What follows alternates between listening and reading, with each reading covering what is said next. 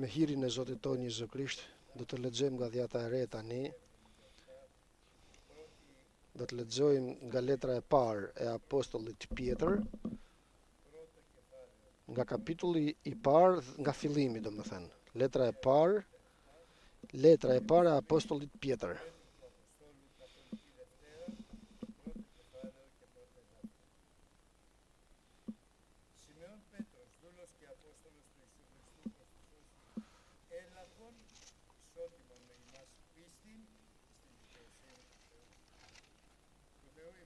Do të lexojmë nga letra e dytë e apostollit Pjetër, më falni. Letra e dytë e apostollit Pjetër, kapitulli i parë, nga fillimi. Simon Pjetri, shërptor dhe apostolli i Jezu Krishtit, atyre që kanë marrë për pjesë një besim të çmueshëm, sikurse edhe ne, me anë të drejtësisë të Perëndisë tonë dhe të shpëtimtarit tonë Jezu Krisht. Hiri dhe paqja u shumoft për ju në njohjen e Perëndisë dhe të Jezusit, Zotit tonë. Duke qenë se fuqia e tij hynore na dhuroi të gjitha gjërat që i takojnë jetës dhe perëndishmërisë me anë të njohjes së atij që na thirrri me lavdinë dhe virtytin e vet, me anë të cilave na u dhuruan premtimet e çmueshme dhe shumë të mëdha, që nëpërmjet tyre të bëheni pjesëtar të natyrës hynore, duke i shpëtuar prishjes që është në botë për shkak të lakmisë. Edhe ju, për të njëjtën arsye, duke bërë çdo përpjekje, t'i shtoni besimit tuaj virtytin, virtytit diturinë, diturisë vetë kontrollit qëndëresës perëndishmërinë, mëshirës dashurinë vllazërore dhe dashurisë vllazërore dashurinë. Sepse nëse këto gjëra gjenden në ju me shumicë, nuk do t'ju lejojnë të bëheni përtac dhe as të paafryt në njohjen e Zotit tonë Jezu Krisht. Sepse ai që nuk i ka këto gjëra është i verbër dhe dritëshkurtër, sepse harroi pastrimin nga mëkatet e tij të vjetër. Prandaj vëllezër, përpiquni gjithnjë më shumë të përforconi thirrjen dhe zgjedhjen tuaj, sepse duke bërë këto gjëra nuk do të pengoheni kurrë. Sepse kështu begatisht do t'u hapet hyrja në mbretërinë e amshuar të Zotit dhe të shpëtimtarit tonë Jezu Krisht. Amen, fjalës të Zotit. Të dashur vëllezër dhe motra, pra, ekzistojnë dy karakteristika të kishës. E para karakteristikë bazë është se do të hyjë në mënyrë të pasur nëpërmjet dyerëve në mbretërinë e qiejvet, me një kusht që do të shohim. Dhe është edhe ajo që kërkohet, të hyjmë në mënyrë të pasur nëpërmjet derës, nëpërmjet mbretërisë, nëpërmjet derës në mbretërinë qiellore.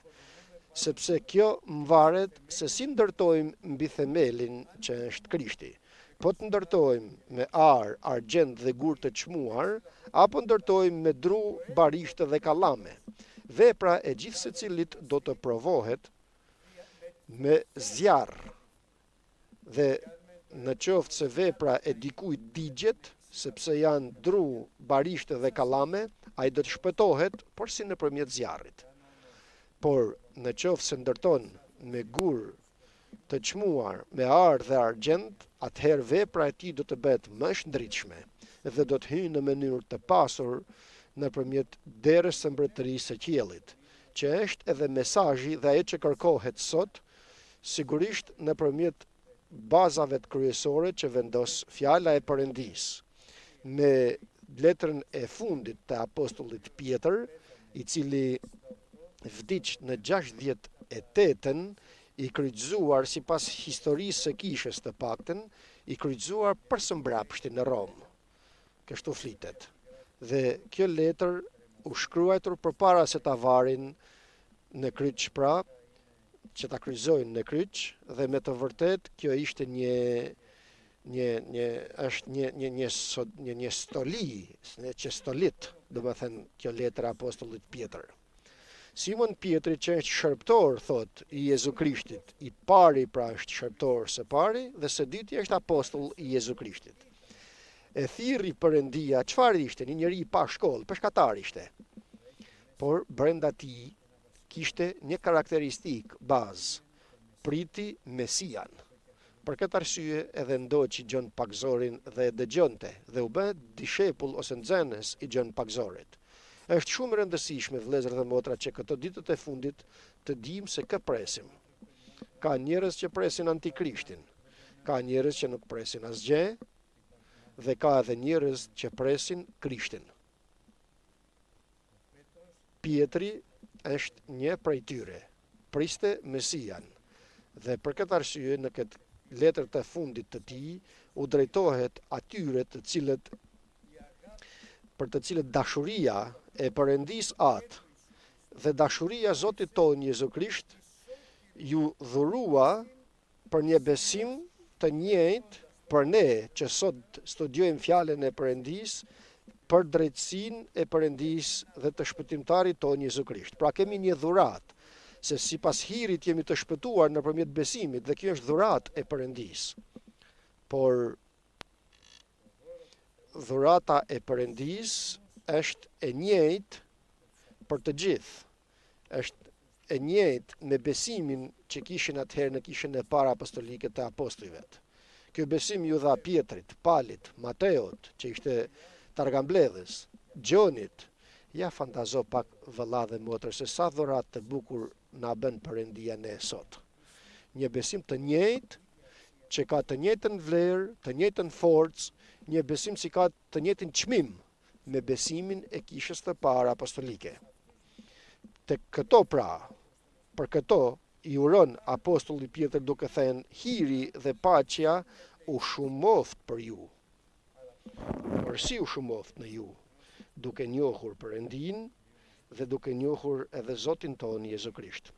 Do më thënë, njohuria e të plotfuqishmit Perëndi Atit tonë dhe njohuria, çfarë do të thotë njohuri? Ta njohësh thellë, ta njohësh edhe Jezu Krishtin pra, dhe kështu bëhet të shtohet në jetën tonë hiri i Perëndis, paqja nëpërmjet Jezu Krishtit, por edhe forca nëpërmjet frymës të shenjtë. Dhe pyetja është se si do të mundem të kem një njohuri kaq të thellë të Perëndis atë dhe një njohje të thellë të Zotit tonë Jezu Krisht. Dhe nuk ka mënyra të shumta, dhe një mënyrë është për gjithë secilin. Do të kem një njohuri të thellë për të plotfuqishmin në atin tim qiellor në dhomën time të lutjes, derisa do të hynete, do të mbylli derën dhe aty më pret ati. I ati im që më pret në fshehtësi, më pret që të përulem përpara ati, ta lavdëroj, t'i hapi zemrën time në mënyrë që të ma shpërblej në mënyrë të dukshme. Aty pra, kjo është ai shpërblimi që bëhet në mënyrë të dukshme, njohuria e thellë. E din çfarë do të thotë të njohësh Perëndin atin tënd personal? Si e njofta unë babajnë tim përpara se të vdiste? Nuk i ngatoroja me dikën tjetër, nuk thoja për xhaxhan tim baba, se është baba im, një ishte baba im. Ishte baba im toksor, që me donte dhe që e doja. Në kish, një është ati jonë qiellor, vëllezër dhe motra. Një. Ati i Zotit tonë Jezu Krisht. I plotfuqishmi Perëndi. Perëndia i dashurisë. Ja mendo pak vëlla dhe motër. Të kemi këtë hir, të gjunjëzohemi dhe të themi o atë. Atë, aba o atë. E pa besueshme nuk është, por është ajo që do të bëhet në dhomën tonë të lutjes. Kush do qoftë dhoma jonë? Dhoma jonë ose e lutjes mund të jetë edhe kur je në makinë tënde, kur je vetëm. Por dhoma e lutjes dhe veçanërisht natën, dhe jo vetëm natën, por aty ku askush tjetër nuk të shqetëson, kur askush nuk është zgjuar, ashtu sikur se kisha thot, rizgjuar në lutje, në dhomën e lutjes. Aty do të njofësh që të kesh një marrëdhënie personale me atin tënd qiellor, kisha e Perëndisë të gjallë.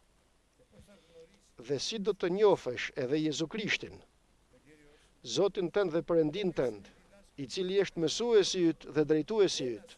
Një është mënyra, këto studio në këto qëndro. Studio, jo lexo, e kemi thënë disa herë dhe s'do të ndaloj ta them. Këto studio në mënyrë që të qëndrosh në ta. Dhe atëherë përparimi do të jetë i dukshëm të këtë gjithë njerëzit.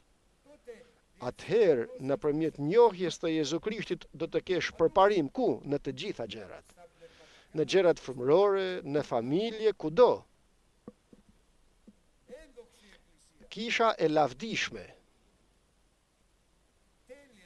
e përkryer, e shenjtë, i lavdishëm pjesëtar i kishës.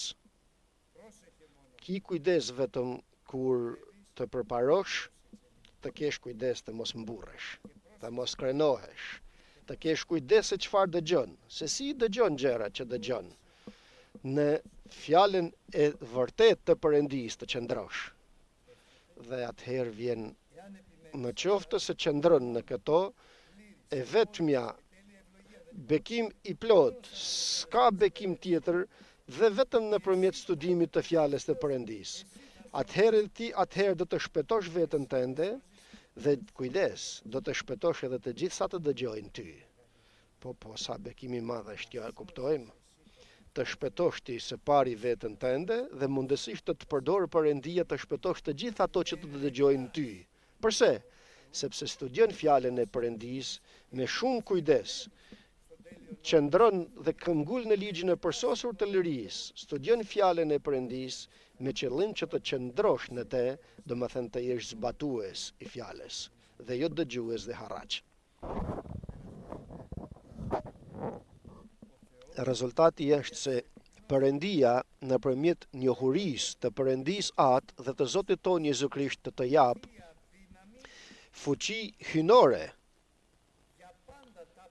për të gjitha gjërat që janë të nevojshme për jetën tënde dhe për perëndishmërinë tënde në familjen që ke. Do më thënë që të njohësh Perëndin atë dhe Zotin tënd Jezu Krisht. Me të dy mënyrat që tham, se Perëndia premton dhe të garanton nëpërmjet fjalës të tij që do të jap forcë hynore që të mos kesh asnjë mungesë në jetën tënde, as për perëndishmëri dhe as për jetën e përditshme. Por kjo forcë hynore do të jap nëpërmjet lavdisë dhe virtytit të vet. Kush është lavdia? Lavdia e Perëndis është Krishti dhe virtyti është gruaja e virtytshme që lexuam përpara, që është kisha. Pra nëpërmjet Jezu Krishtit në kishë do të mundesh të shijosh me të vërtet njohurinë e thellë të vullnetit të Perëndis, të mirë dhe të pëlqyer, me anë të cilave, pra nëpërmjet cilat janë këto, nëpërmjet lavdisë dhe virtytit do të dhurohen premtimet që janë të dhëna në fjalën e Zotit. Si mund t'i përshkruajmë këto premtimet që janë të dhëna nëpërmjet fjalës të Zotit? Vazhdojmë nga rilindja dhe mbarojnë: një është i pushtetshmi, mbret i mbretërve dhe Zot i zotërve në përjetësi.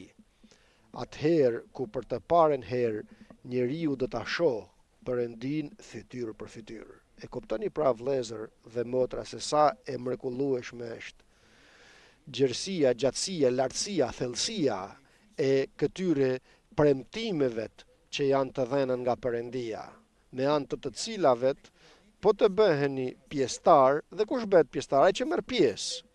Pjesëtar ai që merr pjesë në këto premtimet e mëdhaja dhe hynore është pjesëtar i natyrës hynore. Dhe si mund të bëhem pjesëtar i natyrës hynore?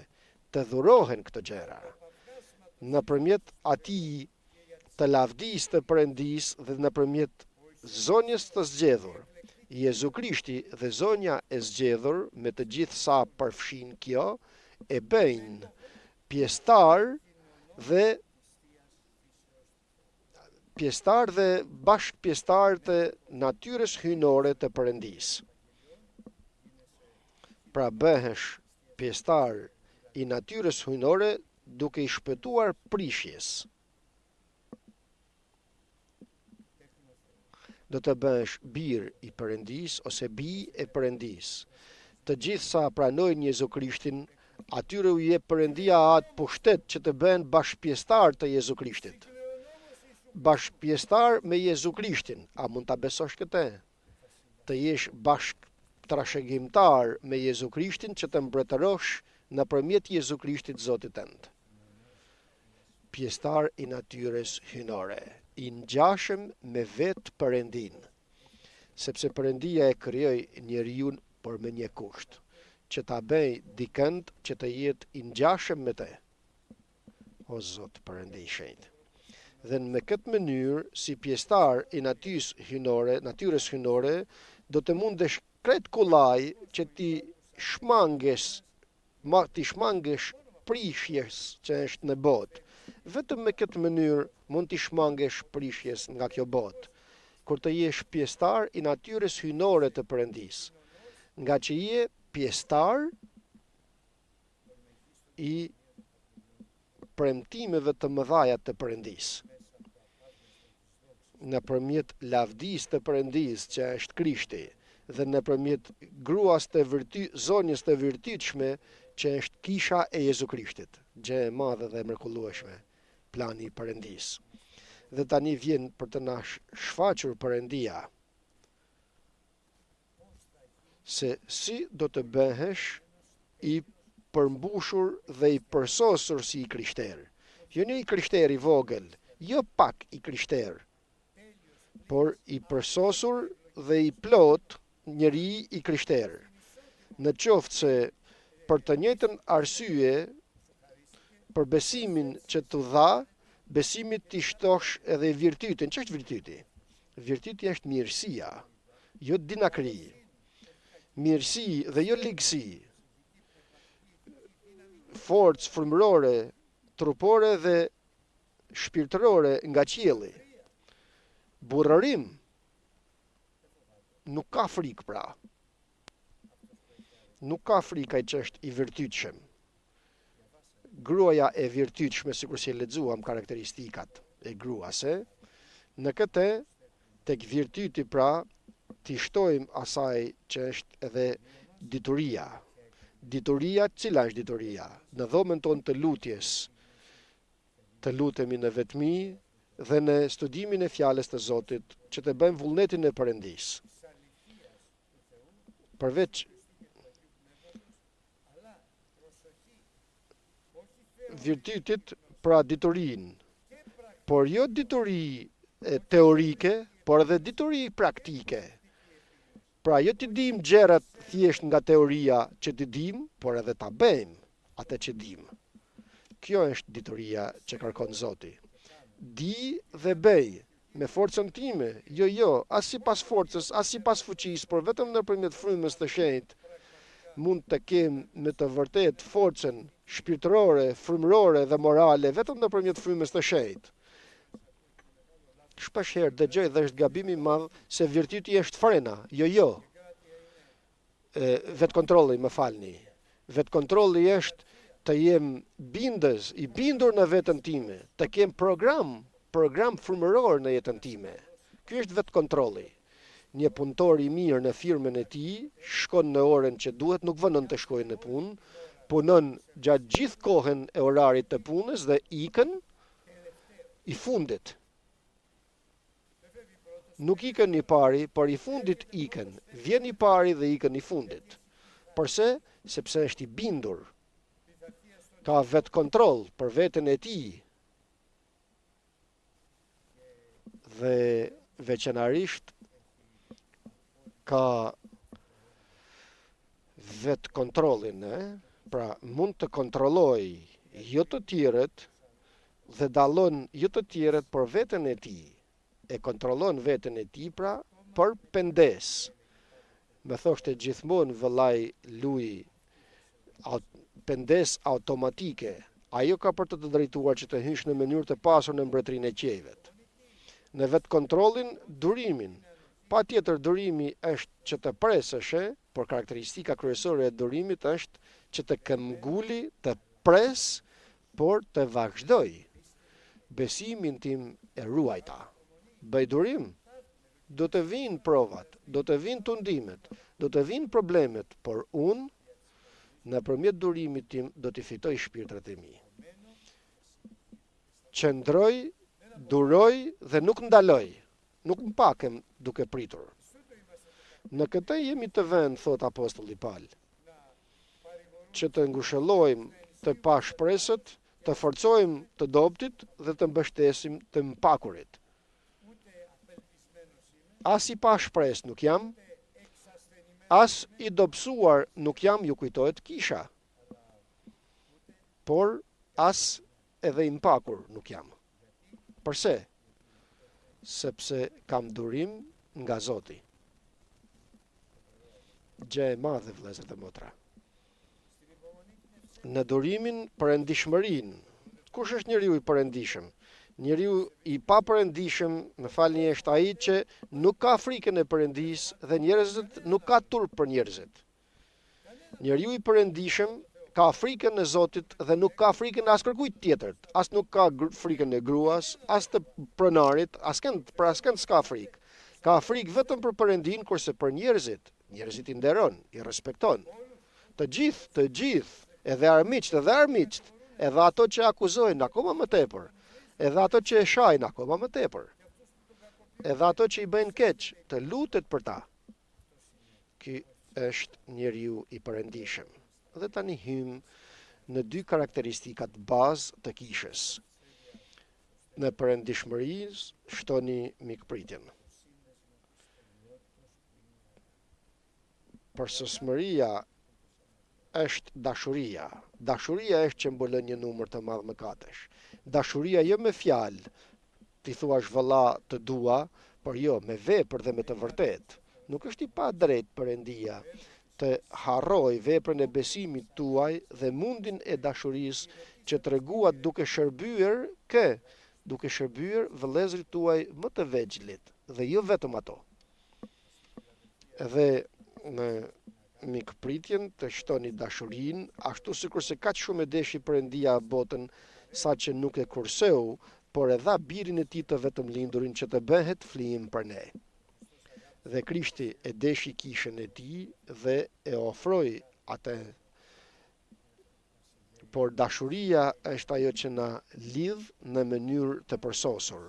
Vetëm me ndërlidhsin e përsosmërisë, unë dhe gruaja ime do të jemi të bashkuar, që është dashuria.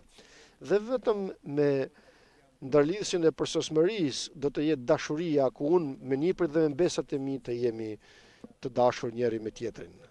Dhe gjithashtu, vetëm me përsosmërinë e dashurisë, bashkë të gjithë vëllezërit do të jenë të bashkuar. Dashuria ka mund, por ka dhe flijim, ka që të shërbesh, ka mund, shërben, flijohet për vëllezërit e tij.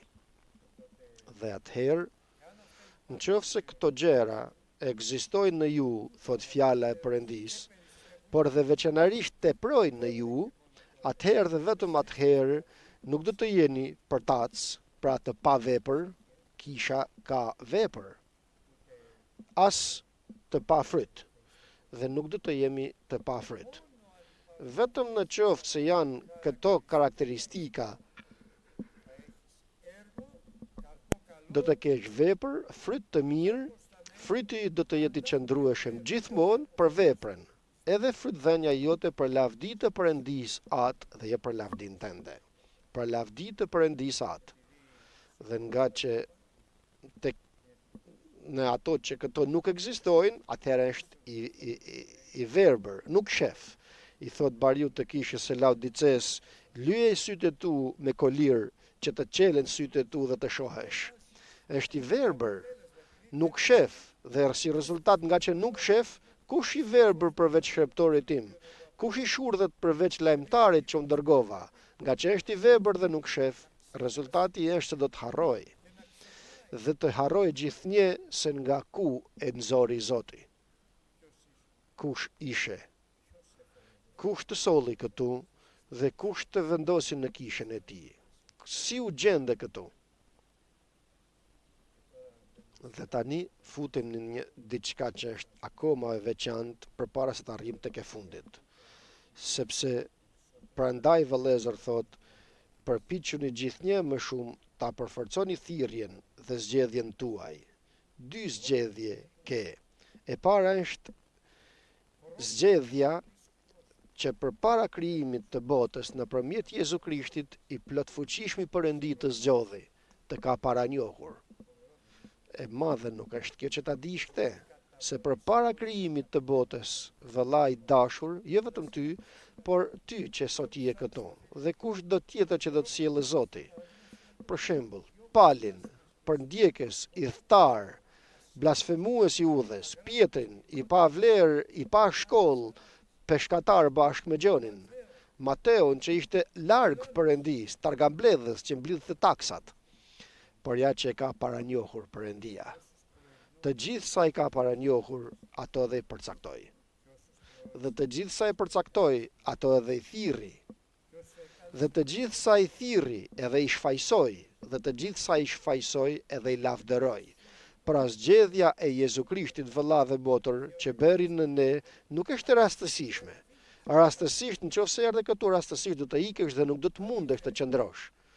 Por nëse je i paranjohur dhe erdhe duke të zgjedhur Perëndia, sikur se thotë se të kam dashur me dashuri të përjetshme dhe të tërhoqa me mëshirën time, nëse je tërhequr nga mëshira e Perëndis, sepse të ka paranjohur, atëherë patjetër që pas zgjedhjes sate do të vijë thirrja jote personale. E përsëris, sikur për Palin, që ishte blasfemues, i thtar, i udhës, por e la që të njohë në thellësi ligjin.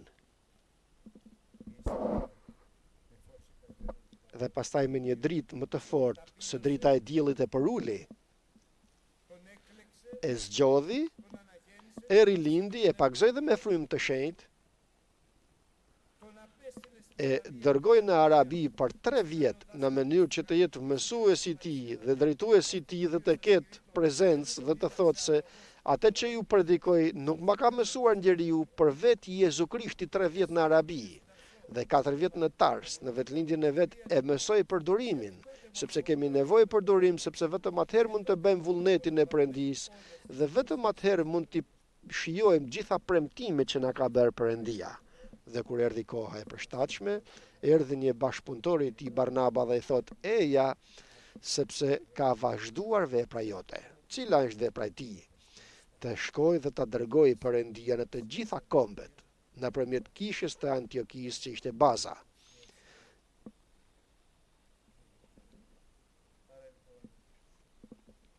Atëherë pra, urdhëri i Zotit është që të përpiqemi më tepër që të bëjmë të sigurt zgjedhjen ose thirrjen tonë. Të falenderoj o Zot se më vure në kishën tënde, më mbaj të lutem o Zot deri në fund. Amen, vëllezër dhe motra. Sepse a bëhet vallë që të mos bëhet kjo? Patjetër që ekziston kjo mundësi, dhe kjo më varet nga vepra e besimit tënd, nga mundi dashurisë sate. Kjo më varet nga ti plotësisht. Do ta paraqesësh trupin tënd flijim të gjallë, të shenjtë dhe të pëlqyeshëm tek Perëndia, dhe kjo do të jetë adhurimi jot logjik apo jo? Do ta paraqesësh flijim të gjallë, flijonin qengja, dhi, e din çfarë do të thotë të flijosh? Do të thotë të jesh plotësisht i bindur, pra ky është flijimi jonë sot. Pra plotësisht i bindur tek Perëndia. Pra atë quhej holokaust. Holokausti ishte që digje i tërë, kështu edhe ne të flijojmë për sa i përket kohës, mënyrën, se kur, se si. Shumë e rëndësishme, vëllezër dhe motra të dashur, për pritjen, sepse të gjithë do të mpaken, të rinë dhe të zgjedhurit të rinë do të mpaken, por vetëm ato që presin Zotin do t'i ripërtërinë forcat e tyre sikur shqiponjët. Vetëm ato që presin Zotin, ke pret. Është shumë rëndësishme sot në jetën tonë se ke pret. Perëndia të na ruaj, vëllezër dhe motra, sepse shumë mashtrime kanë hyrë apo kanë dalë nga bota. Të mashtrues dhe të mashtruar. Zoti të na ruaj. Sot një vëlla i vjetër dhe i mirë më dërgoi një mesazh, duke më thënë se nuk ekziston rrëmbimi i kishës. Është mashtrim ky. Po, dëgjoni, Ma çfarë presim pra? Presin antikrishtin. Ah, mos ndodh, thë Zot. Nuk na përcaktoi për të shijuar mallkimin, por për të shijuar bekimin na thirri Perëndia. U habita kur lexova. Dhe ma shpjegonte që ta kuptoja edhe unë dhe të iku nga mashtrimi që mendonte ai se është rrëmbimi i kishës përpara. Po, u mërzita jashtë mase për atë vëlla. Për këtë arsye të dashur vëllezër dhe motra, duhet të qëndrojmë që ta bëjmë të zgjedhurit ton të sigurt. Pastaj thirrja jon është rilindja. Sa vjeç të rilindi Zoti, nuk e di. Mua më rilindi në moshën 38 vjeçare. Dikush tjetër lindi në kish, lavdi Perëndis, sikur janë nipër dhe mbesat e mi. Tjetër kush u rilind në moshën e tij 90 vjeçare, një motër. Lexoja se si 94 vjeçe u pendua thirrri emrin e Zotit dhe Zoti e shpëtoi. Grabitësi, pak përpara se të jepte frymën e tij tek Zoti, kërkoi Jezu Krishtin duke i thënë: "Më kujto o Zot kur të hysh në mbretërinë tënde." Dhe Zoti i tha: "Sot do të jesh me mua në parajs." As pagzimi në ujë, as pagzimi në frymë të shenjtë, kush do të therras emrin e Zotit, patjetër që do të shpëtohet, thot fjala e Zotit. Lavdi Perëndis. Atëherë pra ta bëjmë të sigurt thirrjen tonë. Mirënjohës jemi Perëndis se na zgjodhi dhe na vuri në kishën e tij. Lavderoje Perëndin, vëlla dhe motër, të falenderoj o atë, por mirënjohës jemi edhe për thirrjen që na rilindi në një shpresë të gjallë. E din çfarë do të thotë të jesh i rilindur? I lindur i prej mishit është vetëm mish. Vetëm ai që është i rilindur prej frymës të shenjtë është frymë. Dhe vetëm i rilinduri është i krijuar sipas shëmbëltyrës dhe ngjashmërisë të Perëndis. Dhe si do ta bëj të sigurt thirrjen dhe zgjedhjen time? Duke lavdëruar Perëndin, duke i qenë mirënjohës, me njohuri të thellë, me njohurinë e thellë se dashuria e Perëndis atë më tërhoqi, se Jezu Krishti më rilindi dhe se fryma e shenjtë më drejton në çdo të vërtet dhe më zbulon dhe të ardhmen se Zoti po vjen shpejt. Amen, vëllezër dhe motra. Dhe tani, në qoftë se përpiqeni ta bëni të sigurt thirrjen tuaj, nuk do të bini dhe nuk do të pengoheni kurrë. Dëgjoni, ma e ngushtë është dera, e vështirë është udha, e vështirë është rruga, nuk do të pengohesh. Përse? Sepse Zoti ka për të mbajtur për dore. Aleluja. Dhe më kujtohet dhe do t'ua them edhe herë tjetër. Ngjitesha një malit dhe doja të dila në majet e malit, që ishte Zoti atje, kisha forcë, vrapoja, por pas pak minuta shpash, por ishte shumë larg maja e malit. Vazhdoja të vrapoja, por dhe pash se nuk do të arrij kurrë. Dhe dëgjova zërin e Perëndis që më tha: "Jo kështu, por ndryshe." Dhe mendova dhe them: "O Zot, si o Zot, ndrysh?" Dhe vinë dy si turbina në kurrizin tim, që ishte forca e frymës të shenjtë. Dhe më nxori për një sekond në majët e malit. Pra jo si pas forcës, kisha forcë, as si pas fuqisë, por vetëm nëpërmjet frymës të shenjtë do të arrijm në malin e shenjtë, që do të lartohet mbi të gjitha malet e tjera, vetëm nëpërmjet forcës të frymës të shenjtë. Amen, vëllezër dhe motra. Nuk ka forcë njerëzore që të na ngjit në malin e shtëpisë të Zotit, vetëm forca e frymës të shenjtë. Dhe atëherë, nga që luftojmë që të hymë gjithmonë nëpërmjet derës të ngushtë, të ecin atë udhën e vështirë, Zoti do të më arrijë deri në fund, që është mbretëria e qiejvet. Dhe atëherë do të hyj në mënyrë të pasur nëpërmjet derës në mbretërinë e qiellit në këto kushtet e përcaktuara. 7 karakteristikat e të krishterit të bekuar është njohuria e thellë e Perëndis atë në dhomën tonë të lutjes dhe në studimin e fjalës të Zotit. Njohurin e lavdisë të Perëndis atë që është Krishtit dhe në njohurin e plot të zonjës të zgjedhur. Kështu do të jetë jeta jonë, vëllezër dhe motra. Zoti të na ndihmojë që të ecim plotësisht dhe në të gjitha sipas vullnetit të Perëndis, të mirë dhe të pëlqyer. Në emër të Jezu Krishtit. Amen. Dhe kush të jetë për